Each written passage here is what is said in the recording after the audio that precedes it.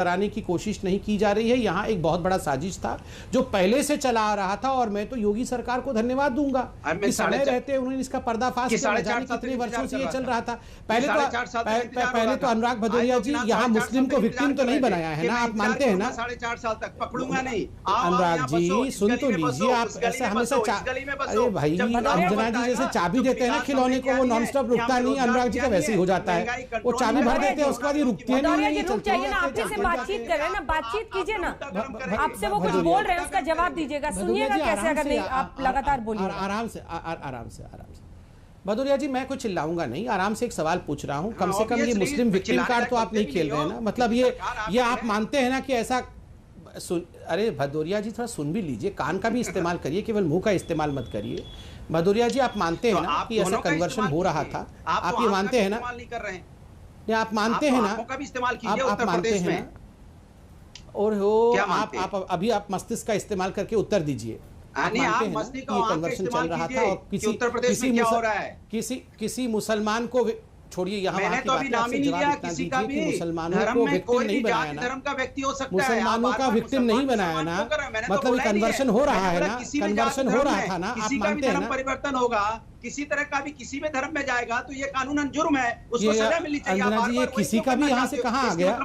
अंजना जी मुझे समझ में नहीं आ रहा है, ये किसी का भी कहाँ से आ गया? अंजना जी किसी का भी जाति धर्म परिवर्तन यहाँ कहाँ आ गया?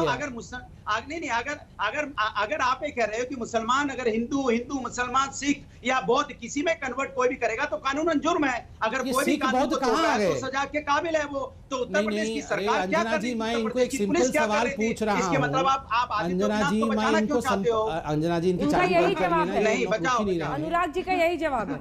वो कह रहे हैं कि जो भी कर रहा है ना, क्या जवाब क्या है? क्यों हम कहते हैं धर्म परिवर्तन कानून हिंदू मुस्लिम सिख ईसाई इसमें कहां से आ गया? करा रहा है तो उत्तर प्रदेश की पुलिस क्या कर रही थी 4.5 साल से? अगर कहां से आ गया? मतलब अभी अगर हो गया ये सच, ये घटना सच है या नहीं है? अगर मगर मतलब आपकी पुलिस नाकाम है। अंजना जी मुझे समझ में नहीं आता है कि चुप रहेंगे तभी तो हो पाएगा। एक सवाल का जवाब मिलेगा, एक सवाल वो पूछ रहे हैं, फिर मुझे अन्य मेहमानों के पास जाना है। सुन लीजिए, आप बोलिएगा उसके बाद। अंजना मैं इनसे सिंपल सवाल पूछ रहा हूं। कम से कम आप कह रहे हैं कि योगी जी ने 4.5 वर्षों तक पकड़ा क्यों नहीं?